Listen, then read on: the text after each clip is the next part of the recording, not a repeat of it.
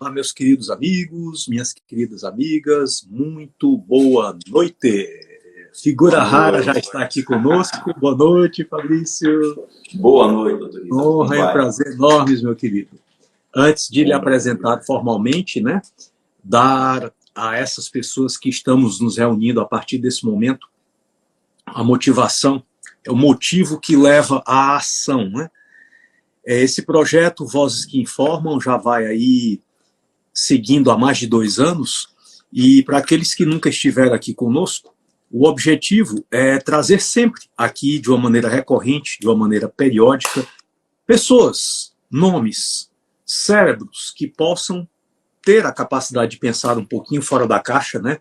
Sair dessa área restrita onde nós nos apoderamos desse conhecimento e dessa informação e dizemos: aqui está a minha zona de conforto, aqui está a sede do meu saber, e isso aqui não vai mudar porque é um patrimônio meu.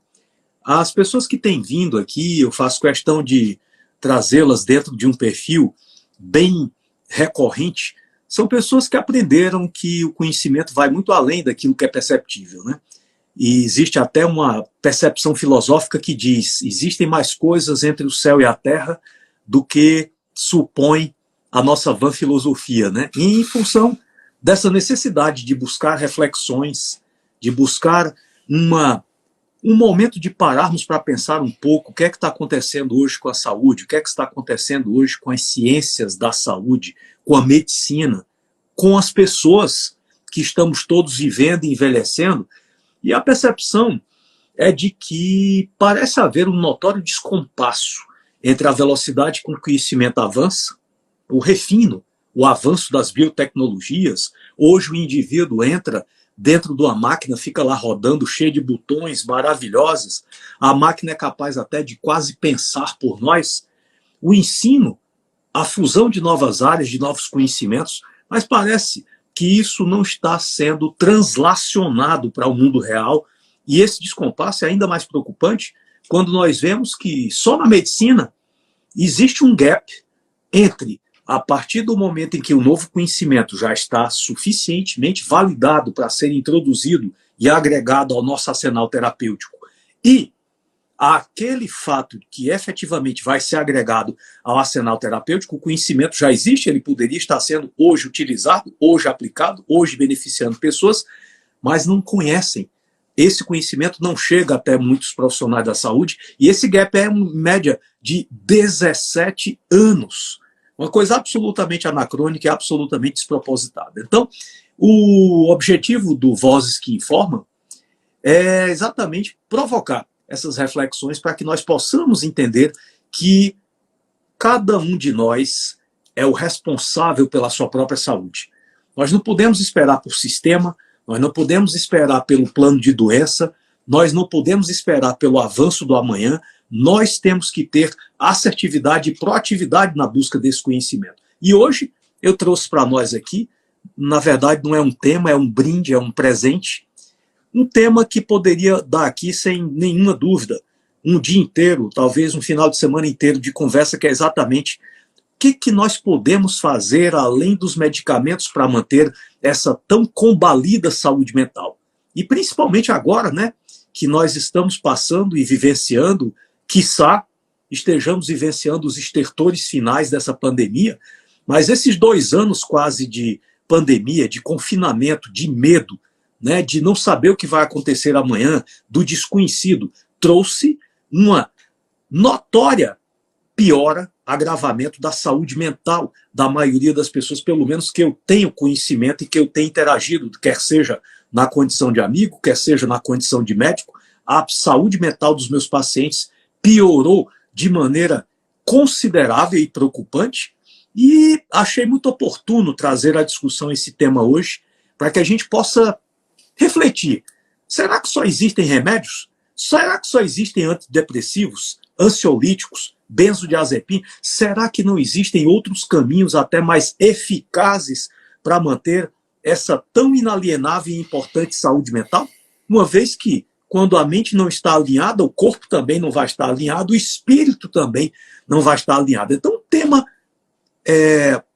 universal que vai atingir várias áreas da saúde, vários profissionais, quer sejam médicos ou não, e interessa a qualquer pessoa. Então, depois desse longo preâmbulo e desse sermão, eu quero aqui dar as boas-vindas ao professor Dr. Fabrício Assini. Para quem não conhece o professor, ele é neurocientista, tem a sua formação básica em farmácia, ele é farmacêutico, possui mestrado na área pela Universidade Federal de Santa Catarina, possui também doutorado na área pela Universidade Federal de Santa Catarina, e uma das coisas mais encantadoras do trabalho do Fabrício é que ele busca, através das neurociências, aproximar a prática clínica de profissionais da saúde, compormos um grupo de trabalho uníssono, onde todos estejamos remando na mesma direção. Então, sem mais delongas, quero aqui dar as boas-vindas ao professor Fabrício. Sinta-se em casa, esse espaço é seu, tapete vermelho estendido. Muito boa noite, professor. Boa noite, doutor Ítalo. Muito boa noite. Assim, adorei a introdução, estava aqui só dizendo, é isso aí, concordo mesmo. Fico muito feliz assim, de ter a oportunidade de conversar com médicos que pensam diferente, com médicos que olham para os outros aspectos, que olham para todos os lados e que acreditam também num mundo com menos medicamento. Eu acho que é plenamente possível e viável pensar num mundo melhor, e esse mundo melhor passa por um mundo onde o medicamento deixe ser o centro desse processo de saúde e doença, e que a gente possa evoluir e pensar em uma série de aspectos. Eu estou aqui para contribuir, para bater papo, o senhor puxa e a gente vai falando e vamos conversar, está tudo certo. Beleza, meu querido. Muito obrigado mais uma vez pelo seu tempo e pelo aceite aqui desse convite. Estamos todos honrados. Fabrício, sendo a sua formação de base a farmacologia, uma área de interesse direto que a gente já pode começar aqui a traçar algumas linhas de raciocínio, é a psicofarmacologia, né? Explique um pouco para a gente, embora a nomenclatura pareça tão óbvia, mas tem muita gente que tem dificuldade de compreender esse conceito. O que é exatamente a psicofarmacologia e quais são os prós e contras dessa área do conhecimento? Eu diria, a psicofarmacologia, numa tradução bem rápida, é o ramo da farmacologia que estuda os medicamentos que interagem com o sistema nervoso central. É isso. Então, graças à psicofarmacologia, vieram os antidepressivos nos anos 60, graças à psicofarmacologia, vieram os antipsicóticos também, anos 50, anos 60, os benzodiazepínicos e assim por diante. Mas eu já gostei já quis colocar a data aproximada onde surgiram os principais psicofármacos, para que a gente volte num ponto que o senhor mencionou no começo, desse gap, dessa evolução do mundo e essa não evolução dos psicofármacos. Ou seja, hoje, quando nós olhamos para o tratamento medicamentoso de praticamente todas as doenças psiquiátricas, boa parte delas originou-se no seu cerne, vamos dizer assim, lá nos anos 60, anos 70.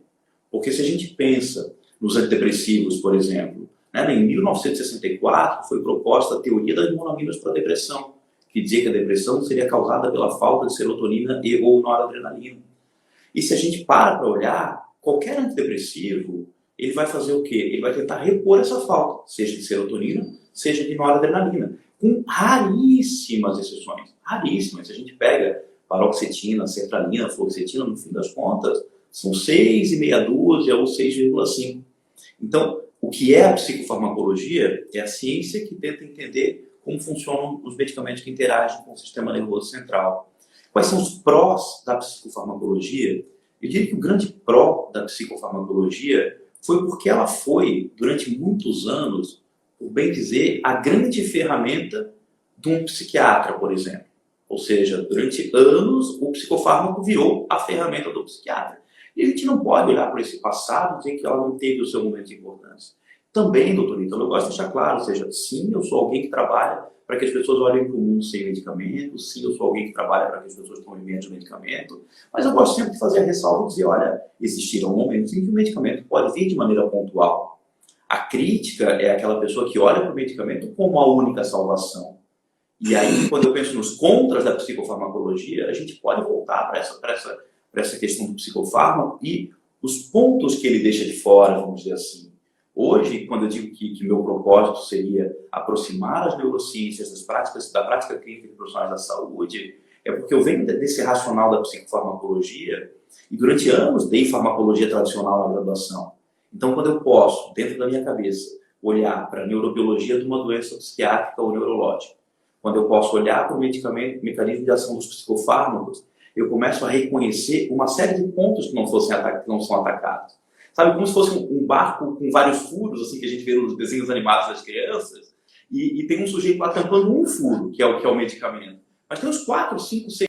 O que, para mim, o grande pró da psicofarmacologia, vamos dizer assim, a grande vantagem dela é esse momento em que se é necessário uma intervenção mais contundente em cima de determinado sintoma.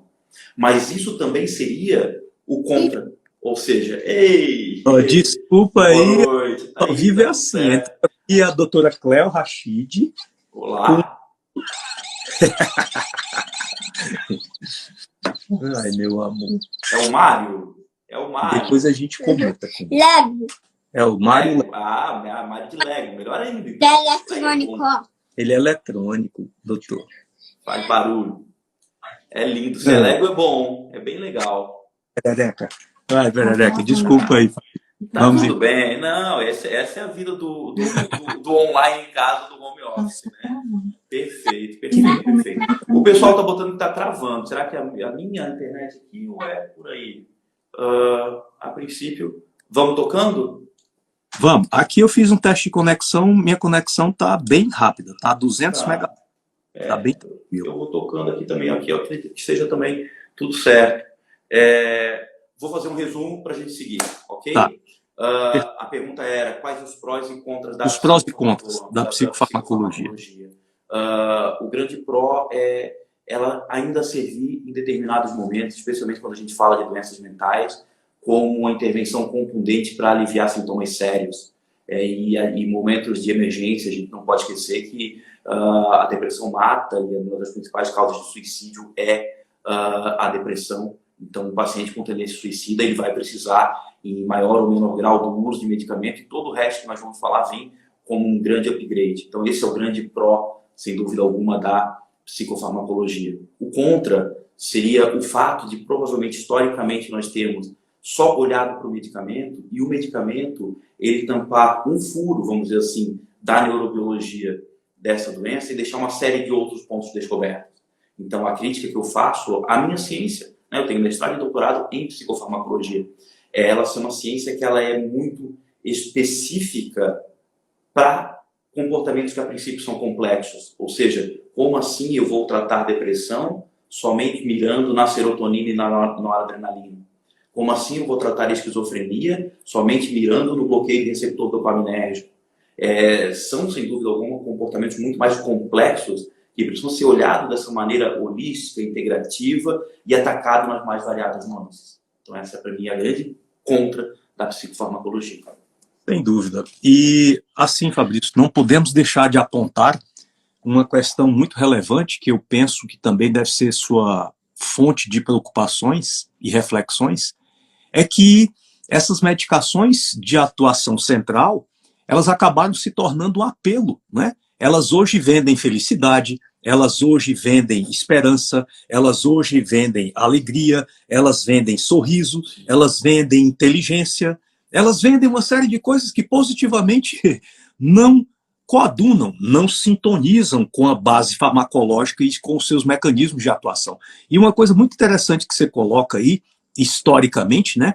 Essas drogas começam a ser lançadas no mercado ali por volta dos anos 60, e eu já queria aqui fazer uma provocação dentro de uma reflexão. Me lembro muito bem do ano de 1961, quando foi lançada uma droga que até hoje está aí no mercado, chamada Ritalina, né? Essa droga foi lançada para controle de uma condição que acabou se tornando caracterizada como uma doença, né? Que é o transtorno do déficit de atenção e hiperatividade. Incrível que muitos anos depois o próprio autor dessa condição reportou já no final da vida que a TDAH é um embuste, é uma doença criada, é uma doença inexistente, mas o fato é que, se ela é uma doença ou não, já 3 anos depois de lançada a Ritalina, já existiam 28 mil crianças nos Estados Unidos fazendo uso dessa substância. Hoje, os números são absolutamente assustadores. Calcula-se que hoje nos Estados Unidos existem em torno de 28 milhões de crianças fazendo uso de Ritalina. E o mais impressionante, esse mercado não para de crescer. Existe uma perspectiva de projeções realísticas que, dentro dos próximos 10 míseros anos, de cada 2 crianças americanas, uma vai estar tomando Ritalina. Aí eu pergunto, onde é que se perdeu o fio da meada do bom senso? Aonde que as pessoas perderam a capacidade de refletir sobre a anomalia que nós estamos construindo em cima do universo dos medicamentos e aonde que a gente pode resgatar esse fio dessa meada? E eu digo isso não só por causa da Ritalina, mas digo isso também porque o manual de transtornos psiquiátricos não para de crescer. Vocês terem noção, só nos últimos anos, mais de 100 novas doenças psiquiátricas foram adicionadas a esse manual, e é coisa incrível. Qualquer um de nós que abrir esse manual de doenças psiquiátricas e ler a quantidade de doenças que tem lá hoje, não vai conseguir terminar de ler sem tomar o medicamento. Se encaixa em alguma coisa, se encaixa em alguma coisa. Eu também não sou normal, eu também preciso de um medicamento. Aonde existe realmente essa linha demarcatória, Fabrício? Aonde acaba o bom senso, aonde começa o oportunismo mercadológico? Vamos lá. Eu diria assim, é o tipo de resposta realmente difícil de ser dada numa única palavra ou num único conceito. Eu vejo muito esse aspecto histórico. Eu sempre penso numa resposta para o momento, eu penso em como fomos criados, né? E queiramos ou não, historicamente, Brasil, Estados Unidos, fomos criados muito nessa medicina curativa que olhava efetivamente para o medicamento como o único meio e fim, e o centro de tudo estava o medicamento. Então, queiramos ou não, muito do que culturalmente hoje é tido como verdade vem dessa bagagem histórica que nos trouxe.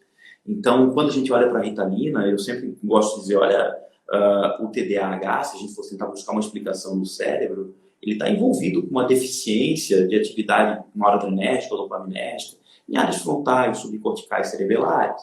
Mas, se você me perguntar o que causa essa deficiência, o que causa essa deficiência?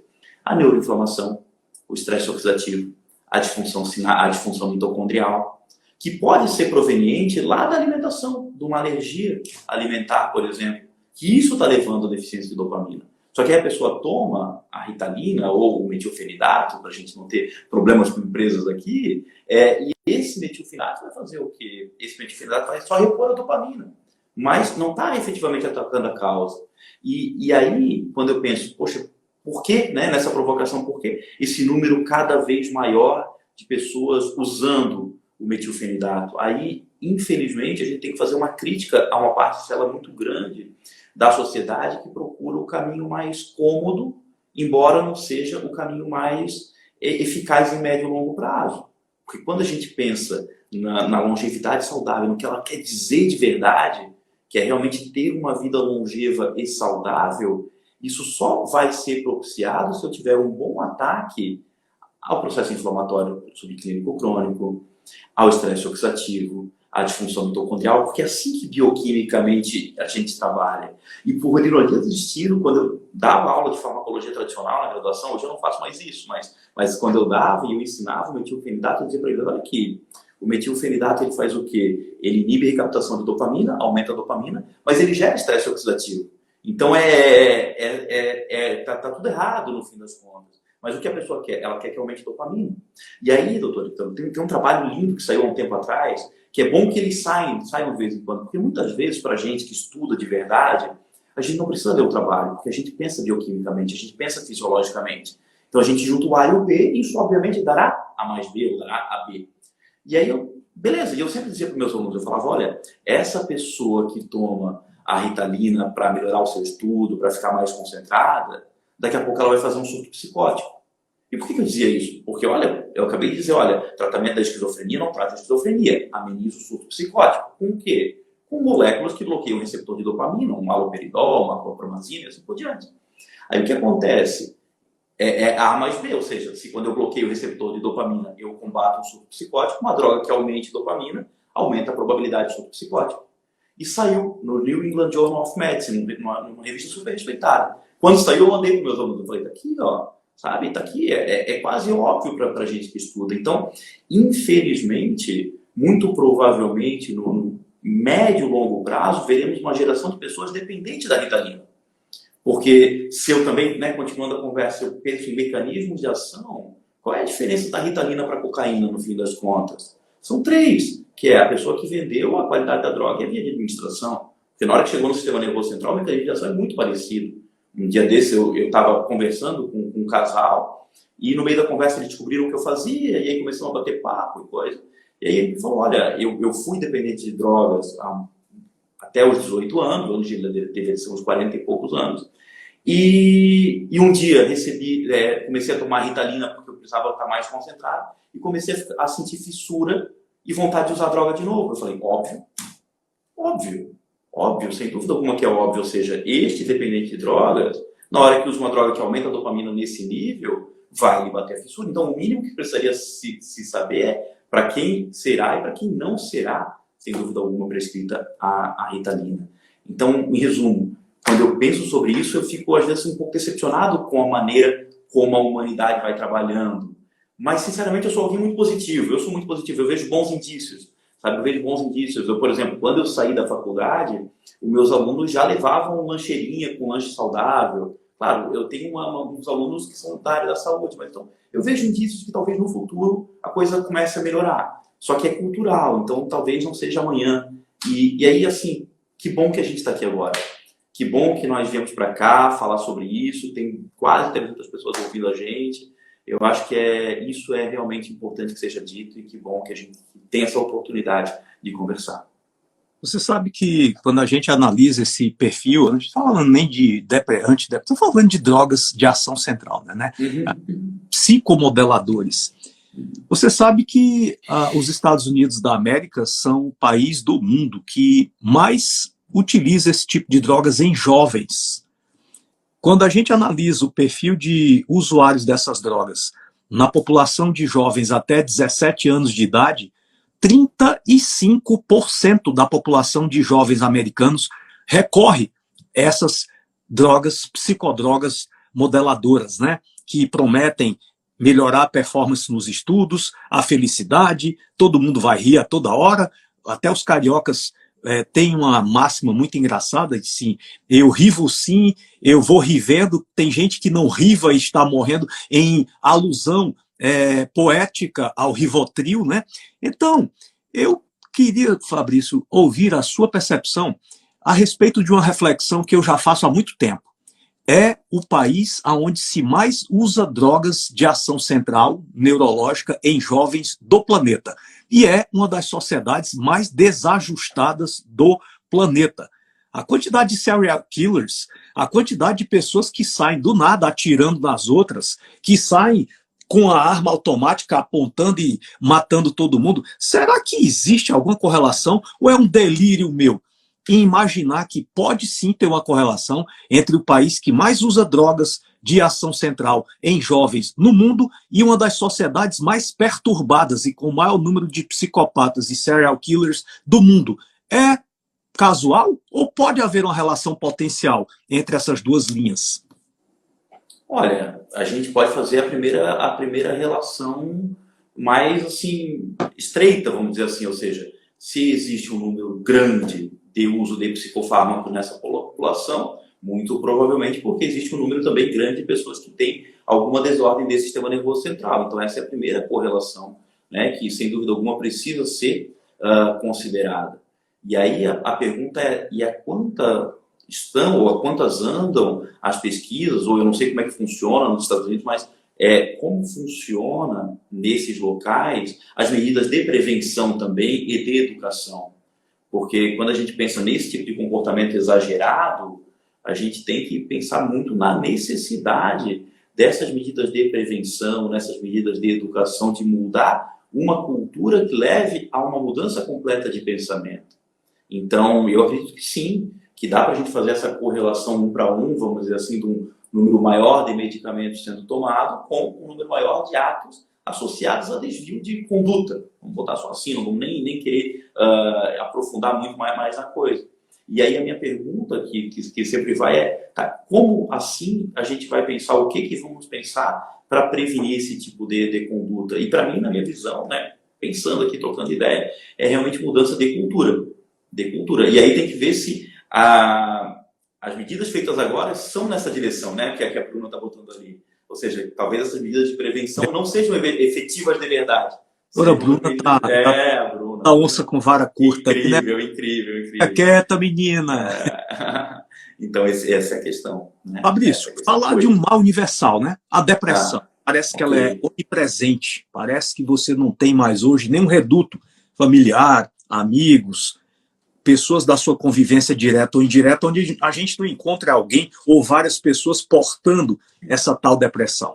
Quando você estuda, analisa a neurobiologia da depressão, tratada com medicamentos, drogas, antidepressivos, essas drogas realmente contemplam todo o cabedal de fenômenos que levam à depressão? Todos os pontos são atacados com os antidepressivos? Olha, assim, existe um dado de um trabalho publicado em 2018 que mostra que, em média, 44% dos pacientes com depressão não respondem a um tratamento medicamentoso tradicional. E vamos ser francos, eu não precisava nem falar de um trabalho, eu poderia perguntar para cada uma das pessoas que a gente tem, né, o privilégio de ter nos ouvindo nessa live, se elas conhecem alguém que já trocou um antidepressivo por um antidepressivo por outro e não responderam. E é muito provável que essas pessoas digam sim, que elas conhecem um parente, elas próprias, o pai, a mãe, um irmão, um vizinho. Então, sem dúvida alguma, o fenômeno depressão resistente ao tratamento medicamentoso, ele existe. Ele existe sem dúvida alguma. Quando eu me pergunto as causas, doutor Ito, acho que a primeira delas volta para o começo da nossa conversa e para essa linha que nós temos traçado, dizer que o medicamento é uma ferramenta, mas que o comportamento tem muito valor, que essa agregação de todos esses comportamentos, eles são importantes. Quando eu me atenho à neurobiologia, a ideia qual é? O consenso hoje para a neurobiologia da depressão, ele passa por um tripé, vamos dizer assim. Um tripé onde eu tenho a neuroinflamação, associada com aquilo que nós chamamos de excitotoxicidade glutamatérgica, que nada mais é do que o excesso de um neurotransmissor, que é o glutamato, gerando e agravando um estresse oxidativo, e isso tudo junto se somando e levando a uma diminuição do número de sinapses, especialmente em áreas como o córtex pré-frontal e o hipocampo. O córtex pré-frontal, essa região do nosso encéfalo, ela é a área da tomada de decisões. Desde as decisões mais simples, do tipo vou rever a minha internet ou não vou, até vou bater ou não vou, até vou xingar ou não, decisões, tomadas de decisões, córtex pré-frontal. E o hipocampo é memória. Mas é sempre importante que a gente entenda que memória é muito mais do que somente lembrar ou esquecer de alguma coisa. Memória a gente usa diariamente para interagir com o mundo, para tomar decisões de vou estressar mais ou vou estressar menos. Quem de nós já trabalhou um dia inteiro na frente do computador e esqueceu de salvar o bendito arquivo no Word e perdeu o trabalho inteiro? Teve que acessar suas memórias para tentar recuperar e estressou um pouco menos, ou não usou essas memórias para não recuperar. Então, quando a gente olha para a neurobiologia da depressão, a gente entende que esse processo inflamatório, o estresse oxidativo, a excitotoxicidade glutamatérgica leva a essa diminuição do número de sinapses em neurônios serotoninérgicos, noradrenérgicos e dopaminérgicos. E aí o que acontece? Os antidepressivos vêm repor a falta de serotonina e noradrenalina.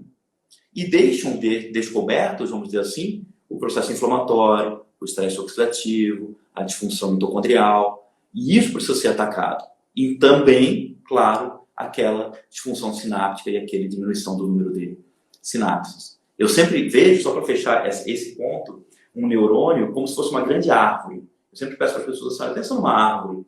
O tronco seria o axônio, os galhos seriam os dendritos e os botões sinápticos seriam as folhas. Então, quando eu digo diminuição do número de sinapses, é como se fosse uma árvore sem folhas. E uma árvore sem folhas é uma árvore que não se comunica bem. E um neurônio sem sinapses é um neurônio que não se comunica bem. Então, eu preciso combater a neuroinflamação, o estresse oxidativo, para que esse neurônio possa, de verdade, fazer novas sinapses. Senão é como se fosse semear em solo árido, vamos dizer assim. Então, sem dúvida alguma, os antidepressivos eles tentam repor serotonina num cérebro inflamado, com estresse oxidativo, que lhes faltam sinapses. Por isso que muitas vezes o antidepressivo acaba não funcionando. Por isso que tratar a depressão única e exclusivamente com antidepressivo é um equívoco. É um equívoco, para não dizer um erro, sendo muito claro. Ou seja, o antidepressivo pode ter o momento dele, mas o dia que for o momento desse antidepressivo, que a gente tenha muito claro que ele está ali, mas ele precisa ser rodeado pela alimentação, uma alimentação anti-inflamatória, uma alimentação com supraneurotransmissores. Ele precisa ser rodeado também pelo exercício físico, que talvez seja uma das mais poderosas ferramentas que eu conheço para a manutenção da saúde mental. Ele precisa ser rodeado pela qualidade de sono. Que bom que a gente fala sobre o sono e a importância desse período maravilhoso do nosso dia para a saúde mental também, sem dúvida alguma. Ele precisa ser rodeado pelos relacionamentos positivos. Quanto mais eu estudo, mais eu vejo a importância do convívio social. Um convívio social positivo, porque o convívio social pode ser tanto para o bem quanto para o mal. Ele precisa ser rodeado pelas terapias, quando necessárias, pelo entendimento, pela prática, pelo exercício diário, de alguma maneira de espiritualidade. E com isso tudo junto, sem dúvida alguma, aumenta-se muito a probabilidade de sucesso desse tratamento da depressão. Perfeito. Você estava falando aí, eu estava fazendo aqui algumas conexões e desdobramentos da sua fala, e uma das coisas que eu lembrei, numa das músicas consagradas da MPB, tem um trecho que ela diz assim: levanta, sacode a poeira e dá a volta por cima, não é? Esse é um atributo vital para nosso desenvolvimento, para a nossa evolução, para o nosso crescimento e para a nossa evolução contínua, né? Esse levanta, sacode a poeira e dá a volta por cima é resumido em uma palavrinha que está muito na moda hoje, chamada resiliência, né? E aí eu lhe pergunto, Fabrício, é possível ativar vias neuronais que possam estimular essa resiliência tão necessária para a nossa evolução? Como é que você vê isso aí? Eu vejo isso. Eu diria que existem algumas vezes frases que mudam a nossa percepção das coisas. E há uns 4 anos atrás, eu estava lendo um trabalho aqui no escritório e o autor colocou assim, que um cérebro resiliente não é aquele cérebro que lhes faltam as vias biológicas de resposta ao estresse, mas que um cérebro resiliente é aquele cujas vias neurais de resiliência estão melhor adaptadas. E foi como se fosse um chacoalhar na minha cabeça na hora. Eu falei, nossa, se existe uma via neural de resiliência, a gente pode potencializar essa via. Simples assim. Simples. Calma que eu estou voltando. Alô, alô? Pronto, voltou. Voltei? Estão me vendo? Voltou. Tá. Beleza, eu vou tocar aqui. Eu não estou me vendo, mas eu confio em vocês. Então, assim, a conversa é... Então, essas vias neurais de resiliência, elas podem ser potencializadas. Eu comecei a estudar isso. Então, comecei a ler trabalhos, por exemplo, que estudam veteranos de guerra. Porque é muito natural pensar que alguém vá para uma guerra e volte de lá com estresse pós-traumático. Então, esses trabalhos, eles começam a estudar a pessoa que voltou da guerra sem estresse pós-traumático. E o que aconteceu com ela para que ela voltasse lá sem esse dano. E começaram a entender que essas pessoas elas têm maiores quantidades de um fator neurotrófico chamado BDNF, que é o fator neurotrófico derivado do cérebro. Então, quando eu começo a procurar pelas vias neurais de resiliência, na verdade, são vias que ajudam a manter a síntese de sinapses de maneira efetiva, que são as vias associadas a fatores neurotróficos como o BDNF. E aí, quando eu começo a me perguntar o que aumenta a liberação de BDNF, exercício físico, meditação, são dois, talvez, melhores comportamentos associados à liberação de BDNF. Esses dias eu vi uma revisão, era uma revisão sistemática, que mostrava psicoterapias também aumentando a liberação de BDNF. Então, existe uma série de intervenções que tentam aumentar a BDNF. Para quê? Para tentar combater também os sintomas da depressão. Ou seja, eu posso pensar em tratar a depressão em 2 eixos, vamos dizer assim, em tirando o que me estressa e também reforçando as vias de resiliência. E quando eu consigo somar as duas coisas, lá na frente, sem dúvida alguma, o efeito acaba sendo muito mais interessante. Então, sim, nós temos vias neurais de resiliência e elas podem ser plenamente ativadas com desafio cognitivo. Por exemplo, hoje é o dia do ciclista e eu sou uma família, né, minha família pedala muito. E eu botei lá no meu texto que eu escrevi, falei, olha, eu estimulo muito meus filhos a pedalar, porque o ato de botar esses meninos para pedalar gera um certo desconforto para eles. Qualquer um que faz esporte sabe que em determinado momento o esporte ele é duro, ele é desconfortável, mas quanto mais esse cérebro é submetido a um certo desconforto, mais forte ele fica. Eu lembro que há um tempo atrás eu falei numa das aulas, eu falei, olha, dê uma frustração de presente para o seu filho. E essa frustração era no sentido não de ser um pai ruim de forma alguma, mas de dar um desconforto, porque esse desconforto ativa essas vias de resiliência e lá na frente vai me ajudar a formar um adulto mais saudável, um adulto mais forte, mentalmente falando, vamos dizer assim, para enfrentar os desafios que tomara que venham na vida. né? Eu sempre gosto de deixar isso muito claro quando eu tenho a oportunidade de falar. Eu digo, olha, tomara que você estresse.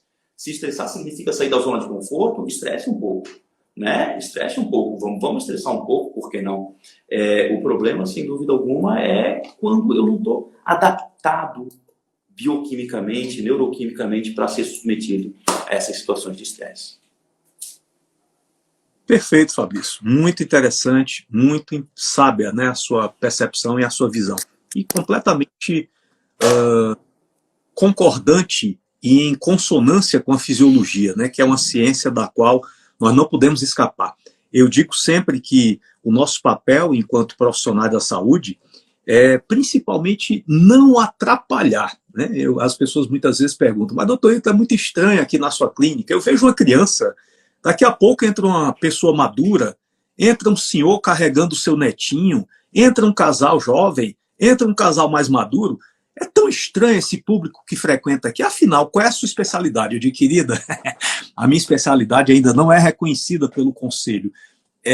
Vou mandar abordar aqui no meu jaleco. Chama-se não atrapalhologia. É uma ciência que eu estudo muito e entendo que nós vamos ser tão mais úteis às pessoas quanto mais respeitarmos o corpo humano, quanto mais respeitarmos a fisiologia e quanto menos atrapalharmos. E uma das coisas, Fabrício, que eu mais tenho visto ser atrapalhada nos dias de hoje, e eu gostaria muito da sua sábia visão, porque é uma área que eu particularmente tenho um interesse imenso, estudo muito isso, e tenho uma visão muito própria sobre esse assunto, o sono. Os nossos ritmos circadianos. Como isso está sendo negligenciado, desrespeitado, nós quebramos o manual de instrução do corpo humano, esquecemos que ali fora existe uma coisa chamada meio ambiente, no qual eu estou crônica e irremediavelmente inserido, e esse meio ambiente é regido por um astro, né, que passa metade do dia brilhando, metade do dia ele se esconde, e as pessoas perderam completamente a noção disso aí. O sono. Como é que o sono pode estar conectado com as doenças mentais? Gostaria muito de ouvir sua opinião. Perfeito, perfeito. Eu sempre gosto de correlacionar as coisas com a evolução. Ou seja, eu não sei quando a lâmpada elétrica foi inventada, mas eu tenho certeza absoluta que, do ponto de vista evolutivo, ela é muito mais recente do que a nossa relação com os ciclos claro e escuro. Então, nós somos um animalzinho, vamos dizer assim, que evoluiu para que, quando escurecesse, ficasse escuro. Mas sim, obviamente que a lâmpada elétrica é uma belíssima invenção e eu gosto muito dela, claro. Mas eu gosto de começar dizendo isso porque é fundamental que a gente comece a ressignificar a nossa relação com esse período do escuro e a importância de dormir de noite no escuro. Essa é a primeira coisa. Ou seja, mas eu sou obrigado a trocar de turno e eu faço plantão e eu não durmo de noite. Tudo bem, é vida real, pague suas contas, mas quando puder, tente dormir de noite no escuro, que esse é o padrão ouro. Quando eu começo a me perguntar qual é a consequência da privação de sono para a saúde mental, eu diria que, assim, por exemplo, voltando para a Ritalina, quando as pessoas vêm pedir para mim, porque as pessoas vêm até a gente para perguntar certas coisas, Fabrício, o que tu tem de suplemento bom para aumentar foco? Eu falo, primeira coisa, como é que você tem dormido? Ou seja, uma boa noite de sono, de cara, vai me permitir estar mais cansado no dia seguinte e, consequentemente, aumenta meu foco. Então, essa é a primeira questão. Agora, pensando em mecanismos mais moleculares, eu gosto de 3 aspectos pensando no sono. Ou seja, engana-se quem acha que o sono é um período de completa inatividade bioquímica. Então, o sono é um período muito nobre quando a gente pensa especialmente no sistema nervoso central. Basta ver um hormônio maravilhoso que é a melatonina. Então, muitas vezes as pessoas atrelam na melatonina o papel de conseguir me colocar para dormir. Eu digo, ok, beleza, mas isso é secundário perto do que ela faz de verdade. A melatonina é um dos mais belos antioxidantes que eu conheço. E liberado dentro do meu sistema nervoso central, livre de perdas por intestino, por assim. Então, assim, já dormir de noite no escuro já me permite uma belíssima liberação de melatonina fisiológica, que já vai fazer um belo efeito antioxidante. E aí a gente liga com 15 minutos atrás dessa live dizendo, olha, do papel de combater o estresse oxidativo para tratar a depressão, para tratar o TDAH, o que quer que a gente queira pensar no sistema nervoso central. Então, o primeiro papel do sono é a liberação de melatonina. Essa é e o papel antioxidante dela no sistema nervoso central. Um segundo papel do sono, que eu gosto muito também, é uma parte do sono que a gente chama de sono REM, Ou seja, quando a gente olha para o ciclo de sono, nós temos estágio 1, 2, 3, 4, que é o sono profundo, mas a cada período de 1h30, a atividade elétrica encefálica é muito parecida com a vigília, que é o sono REM, que é o sono paradoxal, porque a atividade elétrica é quase igual à da vigília, mas o corpo está dormindo. Nessa hora de intensa atividade neuronal, a gente está consolidando o aprendizado. Então é fundamental dormir, fazer sono REM, para todo dia de noite a gente fazer essa literal faxina das coisas que vai lembrar e esquecer do dia de hoje, nesses processos que a gente chama de LTP, que é potenciação em longo prazo, que é a consolidação de aprendizado. Esse é um segundo papel. E aí, num indivíduo privado de sono, acaba não consolidando bem o aprendizado. E aí a gente volta para os medicamentos para dormir, para o Rivotril, por exemplo. Quando eu olho entre os efeitos adversos dos benzodiazepínicos, que é o nome da classe, está lá, diminuir a quantidade de sono REM. Poxa, e aí se ele diminui o sono REM, consequentemente a pessoa está deitada na cama, teoricamente dormindo, mas não está fazendo sono REM, não está consolidando o aprendizado. Aí acorda no dia seguinte, será que eu paguei a conta? Começa a ter lapsos de memória. E acaba achando que é Alzheimer, quando não obrigatoriamente é. É só privação de sono REM. Então, um segundo papel do sono, pensando em saúde mental estritamente, é o sono REM, a consolidação dos aprendizados diários e a cognição como um todo. E um terceiro aspecto do sono que eu acho incrível é um fluxo que nós chamamos de fluxo linfático. Não é o fluxo linfático, é o fluxo linfático. É como se fosse, o fluxo linfático é um fluxo de higiene do nosso sistema nervoso, desse líquor transitando em direção para fora do sistema nervoso, levando os metabólicos. Só que isso é um trabalho na Science, por uns 2 anos, que durante a noite, durante o sono, o fluxo linfático faz como se fosse uma onda na praia e no mar. Acho que todo mundo consegue visualizar a onda, ela vai e ela volta, ela vai e ela volta. Claro, dentro do cérebro, na velocidade do cérebro, mas esse fluxo linfático durante o sono, então, ele entra no nosso encéfalo e volta. Entra e volta, retirando metabólitos do sistema nervoso. Metabólitos como, por exemplo, o peptídeo beta-amiloide, que é um dos principais causadores da doença de Alzheimer. Então, eu diria assim, para finalizar, para não me alongar muito, assim, quando quando o senhor me convida para falar sobre sono e saúde mental, eu diria, primeiro, a liberação de melatonina e o grande papel antioxidante dela no sistema nervoso central. Quando eu tenho que argumentar para os meus meninos dormirem na hora certa, eu falo, não, tem que dormir agora, porque vai liberar melatonina, ela vai limpar teu cérebro todo. E essa, tem que ser melatonina, higiene do sistema nervoso central, higiene antioxidante, por assim dizer. Depois a questão do sono REM, consolidação do aprendizado, fundamental, e a garantia de um bom fluxo linfático para, no mínimo, prevenir lá na frente a existência ou a incidência da doença de Alzheimer. O grande problema do Alzheimer só vai se fazer o diagnóstico clínico quando a quantidade de neurônios mortos já é muito grande. Então tem que prevenir, senão de nada adianta. Sem dúvida, belíssima explanação. E esse assunto, Fabrício, é tão fascinante, né, que eu me permitiria fazer um pequeno adendo ao que você já brilhantemente colocou, que seria um quarto aspecto. Nós temos que ter uma atenção recorrente ao ambiente em que estamos inseridos para dormir e o horário limite que nós nos recolhemos para dormir. Por quê? Porque a luminosidade, por menor que seja, ela vai provocar um efeito antagônico na produção endógena de melatonina. Não subestimem aqueles pequenos LEDs que ficam acesos lá do ar-condicionado, lá da sua TV por assinatura, lá da sua Skype, né, lá da sua Netflix. Um sensorzinho daquele à noite pode ser um poderoso inimigo que você não toma nem conhecimento porque não dá conta, que pequenininho, mas pode ser extremamente prejudicial, principalmente quando esse padrão de emissão luminosa é mais para o tom azulado, mais para o tom esverdeado. Terríveis esses tipos de LEDs. E por que o horário também?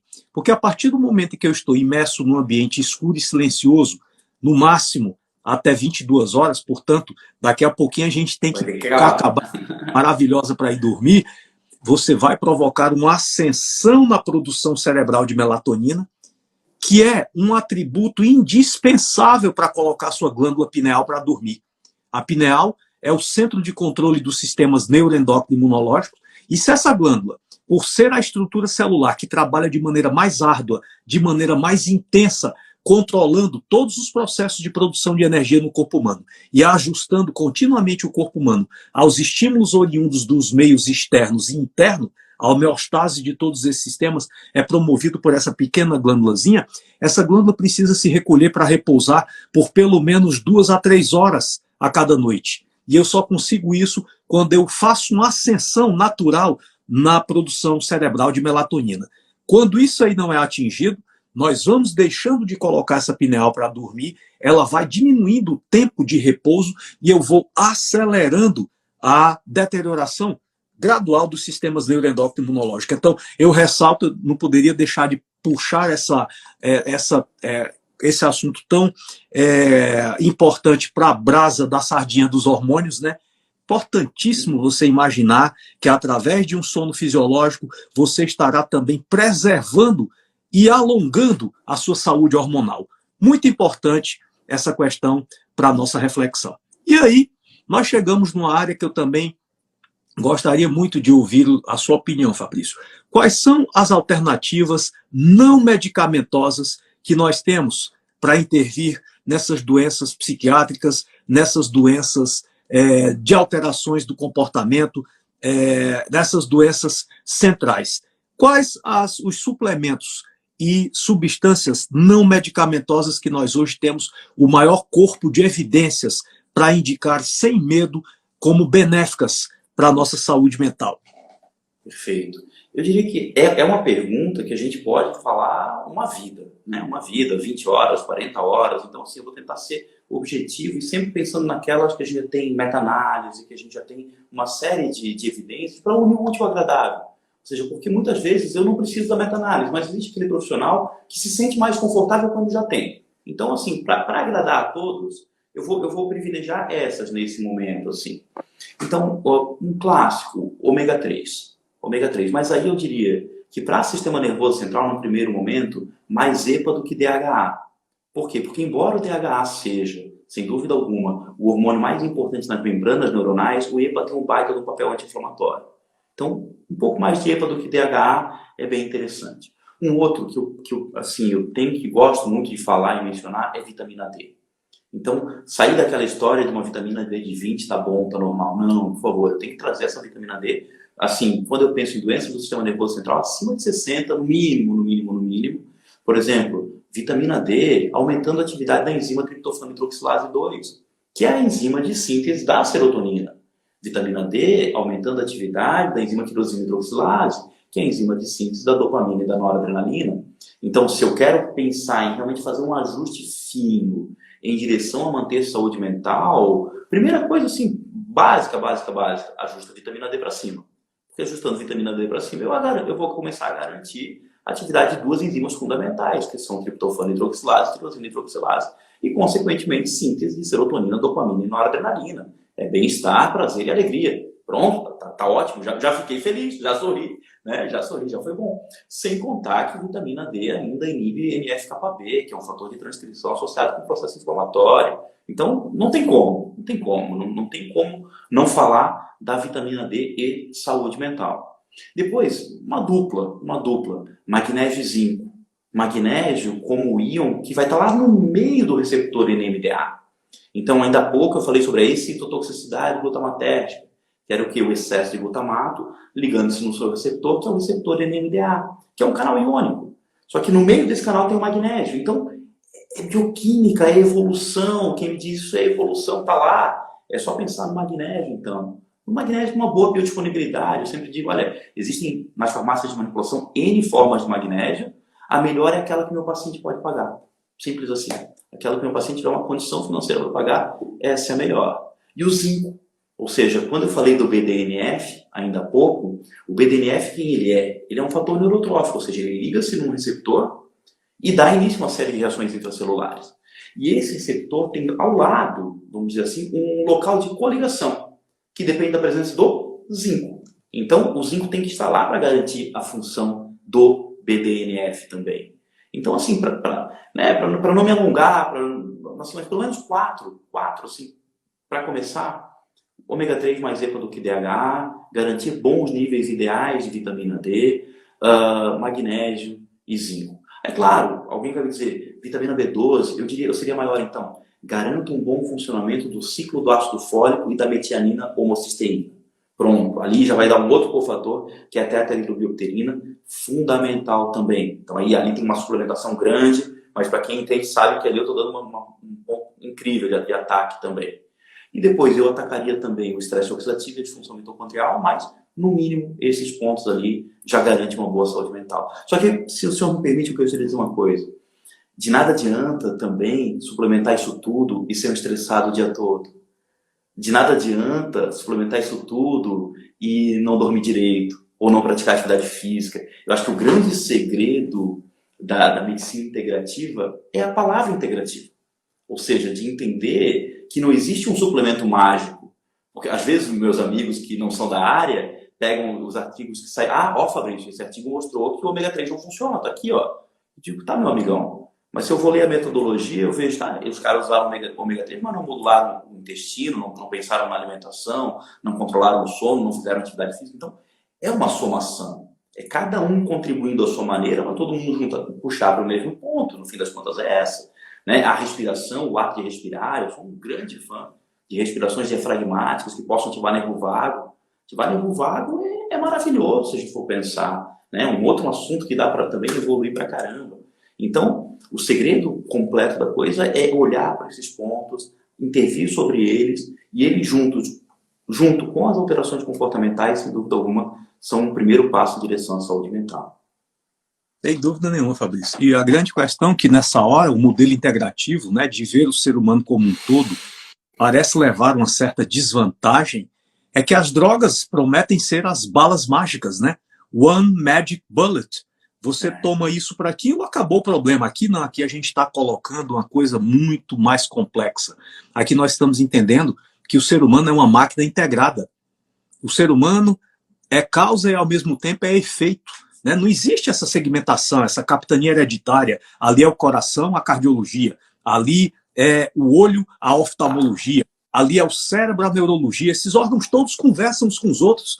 Não existe essa segmentação. E talvez um dos grandes mercados para os remédios seja exatamente essa excessiva fragmentação do conhecimento, aonde o especialista se transformou muitas vezes num vendedor de remédios, porque no momento que ele prescreve sem refletir sobre o que ele está fazendo, ele está sendo o melhor vendedor da indústria farmacêutica.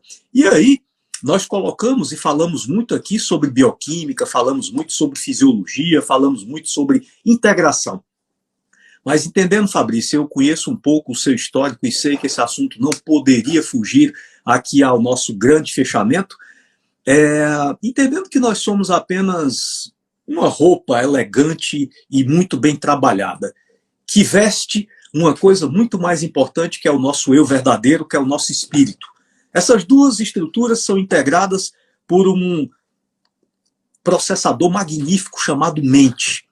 Aonde que entra a fé e a espiritualidade no tratamento dessas doenças? Será que nós poderíamos trocar Ritalina, poderíamos trocar cloridrato de fluoxetina por um pouco de Deus? Nossa, agora o senhor levou. Vamos lá. Eu adoro falar sobre isso, é um assunto que eu gosto, mas é um assunto que eu gosto sempre de falar devagar, com calma, para não ser mal interpretado.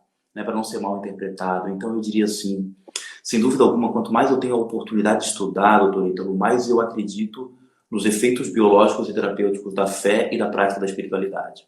Vou lhe dizer, eu acho que assim, muitos profissionais da saúde sentem o que eu sinto, que é, muitas vezes a gente conquista um título de doutor e nos pedem que a gente deixe de lado certas coisas que a gente acredita. Ou seja, eu sou um doutor em psicofarmacologia. E para um doutor em psicofarmacologia, se não for molécula, não existe. Imagina o meio da onde eu vim cientificamente, é um meio muito cético e muito da molécula, né? Muito mesmo, muito forte. E só que eu sou um ser humano que tem minhas crenças, que acredito nas coisas que eu acredito. E durante um certo tempo havia uma certa briga dentro de mim entre o Fabrício, o professor, Fabrício Pessoa e o Fabrício, o professor. E um dia eu falei, não, eu não vou mais brigar, eu vou me reconciliar comigo mesmo e eu vou estudar. E eu comecei a estudar. Nas minhas horas vagas é meu assunto assim, de leitura por prazer, vamos dizer assim, que é neurobiologia da espiritualidade, neurobiologia da fé, da religião e assim por diante. Eu nem vou falar da palavra religião, porque acho que religião cada um tem a sua e não é isso a ideia. A ideia é a espiritualidade mesmo, que é um tema muito difícil de ser definido também cientificamente. Então existem uns questionários que verificam a espiritualidade, um deles chama-se Spiritual Wellbeing, que ele mede a sensação de conforto fornecida pela prática da espiritualidade. E tem trabalhos mostrando, por exemplo, que pessoas com maior sentimento espiritual well-being têm menores valores de calprotectina fecal, que é um marcador de lesão intestinal. Sabe? Pessoas com maior sentimento de espiritualidade, de espiritual well-being, com menores valores de interleucina 6. Então, eu não tenho medo algum de dizer que a fé é anti-inflamatória, sem dúvida alguma, que a prática da fé é anti-inflamatória. Há um tempo atrás, eu fui convidado para escrever um capítulo sobre isso num livro de oncologia de uma amiga. E fui escrever para ela e fiz uma revisão séria sobre o assunto. E eu via que nesse paciente oncológico, sem dúvida alguma, essa prática da espiritualidade, da fé, ela estava muito bem relacionada com esses diminuição de marcadores inflamatórios. Tem um trabalho lindo que eu li, já faz um bom tempo, e que eu falo dele sempre que eu tenho a oportunidade, que era um trabalho que eles avaliaram, um trabalho prospectivo, que avaliou um grupo de mulheres que fizeram mastectomia nos 6 meses após a cirurgia. E durante esses 6 meses, eles passavam um questionário que não era do espiritual well-being, era do social well-being. E o social well-being mede quanto a pessoa se sente acolhida e entendida na sua comunicação com a família e com os amigos. É quase um paralelo da harmonia do lar, é quase um paralelo do amor fraterno, do amor entre pessoas, vamos dizer assim. E o que eles viram no final do trabalho? Que quanto maior era esse sentimento social well-being que a pessoa sentia, menores eram os valores de citocinas, fatores pró-metastáticos e quimiocinas. E aí veio na minha cabeça assim, o amor é anti-inflamatório.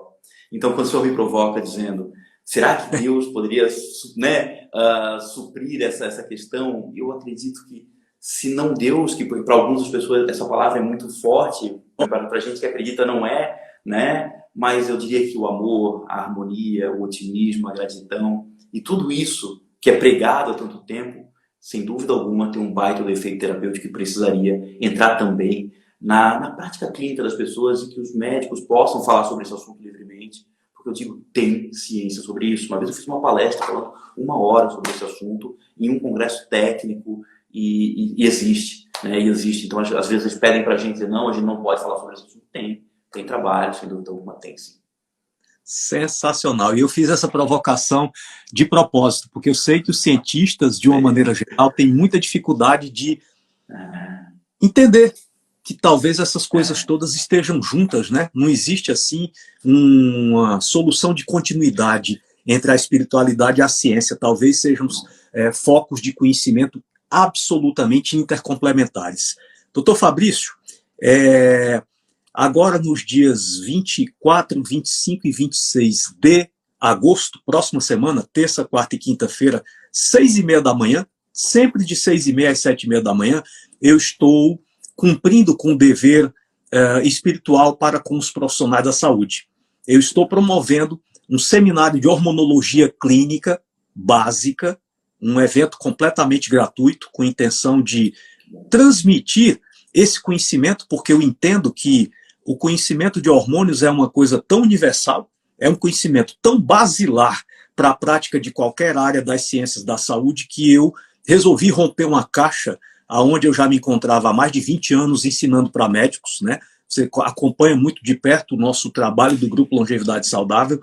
Nós já temos mais de 9.000 médicos formados pelo Programa Pedagógico da Longevidade, e eu entendi que chegou a hora de romper essa caixinha e expandir esse conhecimento para os profissionais da saúde. Então, eu quero comunicar aqui, com a sua permissão, que agora nos dias 24, 25 e 26, terça, quarta e quinta-feira da próxima semana, nós estaremos sempre recebendo vocês, profissionais da saúde, de qualquer área, de qualquer prática, qualquer que seja a sua área de atuação, para esse seminário Hormonologia Clínica, onde eu terei o maior prazer em compartilhar com vocês conhecimentos básicos sobre os hormônios, como essas moléculas reguladoras da vida, reguladoras da homeostase do meio interno, podem contribuir decisivamente para a promoção de mais saúde, para a promoção de mais bem-estar. Então, estarei lá recebendo vocês com todo carinho, com toda satisfação,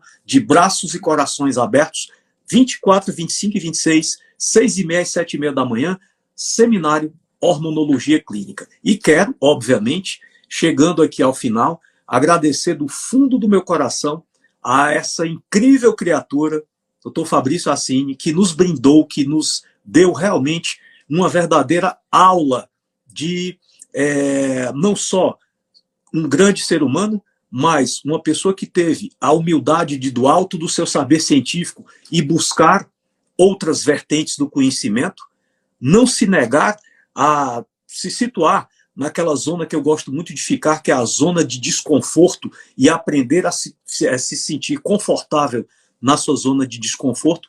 E quero, doutor Fabrício, de maneira penhorada, agradecer pelo seu tempo, pela sua generosidade, pelo seu profundo saber e por essa live absolutamente incrível, que vai ficar, sim, gravada aqui. Muitas pessoas perguntaram isso, vai ficar gravada, porque não é uma coisa para se ver só uma vez. Doutor Fabrício é recorrência mandatória, né? A gente tem que vê-lo e ouvi-lo mais vezes. E, meu querido, que Deus e toda a força conspiradora e construtora do multiverso esteja sempre e permanentemente ao seu lado. Muitíssimo obrigado.